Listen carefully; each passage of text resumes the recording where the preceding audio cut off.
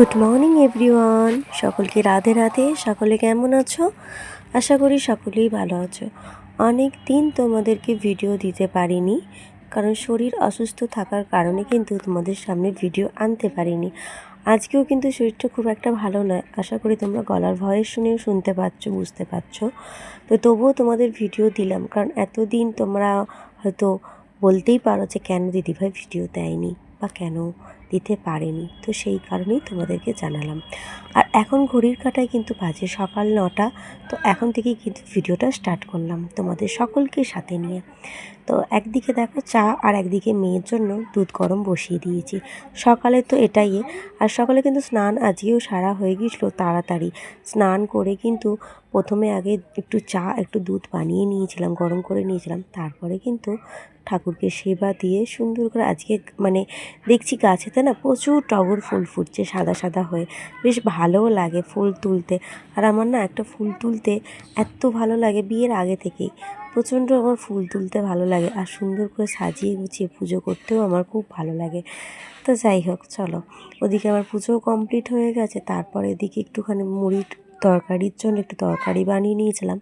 আর ওই কড়াতেই হচ্ছে একটুখানি এটাকে কী বলে, কুলপি শাক সেদ্ধ বসিয়ে দিয়েছিলাম। এর জলটা খুবই উপকার, সকলেরই খাওয়াটা খুবই দরকার।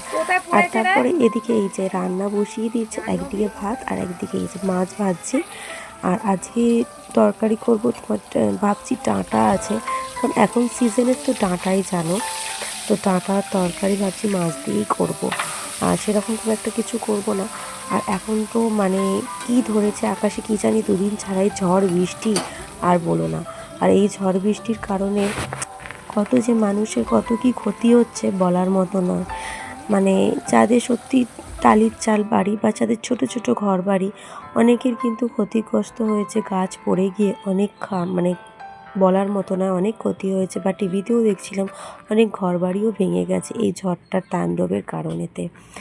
তো এখন তো নিম্নচাপ কি বলবো, ঝড়ের কারণেতে রোজই বলতে গেলে বৃষ্টি হতেই থাকছে।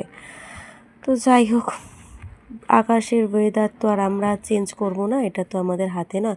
ওয়েদার চেঞ্জ হবে, অনেক কিছুই ঋতু পরিবর্তন হবে, কিন্তু আমাদের কাজের কিন্তু পরিবর্তন হবে না। আমাদের হাউস ওয়াইফদের কিন্তু রোজই একই কাজ, একই রোজের রুটিন আমাদের থেকেই যায়। তার সাথে হয়তো একটু বেড়ে যায় কাজ, কিন্তু কমে না কাজ। এটাই হলো আমাদের হাউস ওয়াইফের লাইফ। তো তোমাদের সাথে গল্প করতে করতে ডাঁটা আলুর তরকারিটা বসিয়ে দিয়েছিলাম, সেদ্ধও হয়ে যেতে মাছগুলো ভাজা ছিল যেগুলো দিয়ে একটু ফুটিয়ে নিয়ে নামিয়ে নেব। আর আজকে সেরকম আর কিছু রান্নার আইটেম করব না। তারপরে আজকে একটু বেরোনোর আছে, একটু পুজো দিতে যাব, তো সেই কারণে বেরোবো। আর এই যে এদিকে দেখেছো তরকারিটা নামিয়েও নিয়ে, আর অল্প কিছু চুনো মাছ ছিল, সেটা ভেজেছিলাম।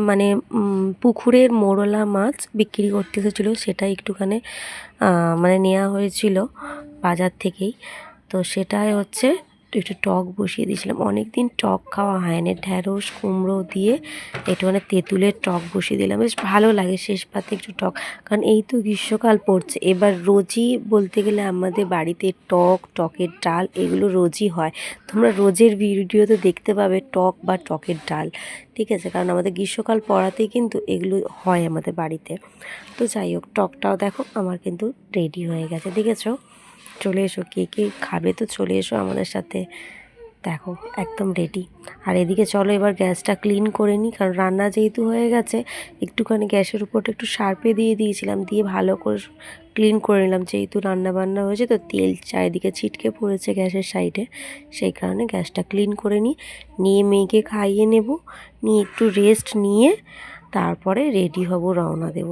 তো চলো তোমরা কাজটা দেখতে থাকো, তারপরে আসছি তোমাদের কাছে।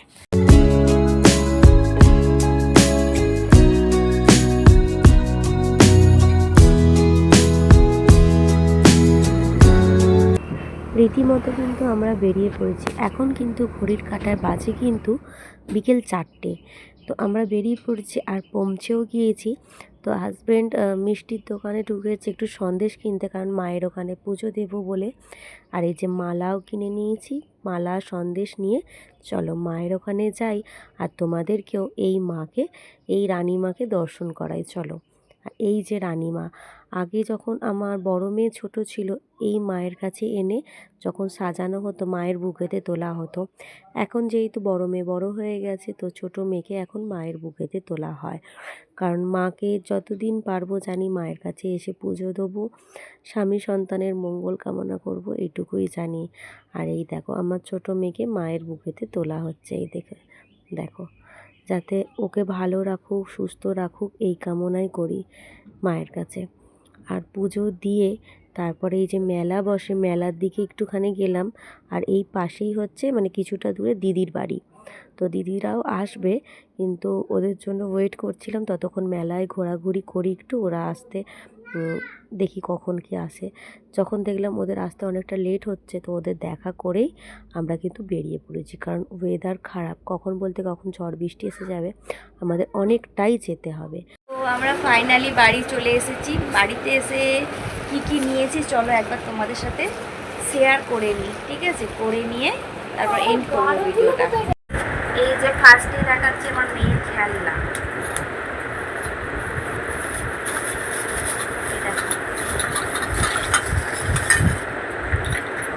থালা গ্লাস দেখেছো, এই যে খেলনা কিনেছে রান্না বাটি হবে বলে। এই যে দুটো সাবান কেস দুজনে, একটা ছাগল, এই যে পাউডার কেস না, এই যে লেবু, এটা দুটো সেফটি পিন, ক্লিপ, এই প্যাকেটটায় দেখাই এবার, এই দুটো ব্রেসলেট, আর এই যে ব্রেসলেট, আর এইটা তো এই যে দেখে নাও, এই যে গজা, পপকর্ন দেখতে পেয়েছো। এই যে আমার মেয়ে খেলতেও বসে গেছে খেলনা নিয়ে। চলো আজকের মতো এখানেই শেষ করলাম, এইগুলো দেখিয়ে ভিডিওটা শেষ করলাম। কেমন লাগলো ভিডিওটা অবশ্যই কমেন্ট করে জানিও, যদি ভালো লেগে থাকে একটা লাইক আর কমেন্ট করো। চলো সকলকে টাটা, বাই বাই, শুভরাত্রি।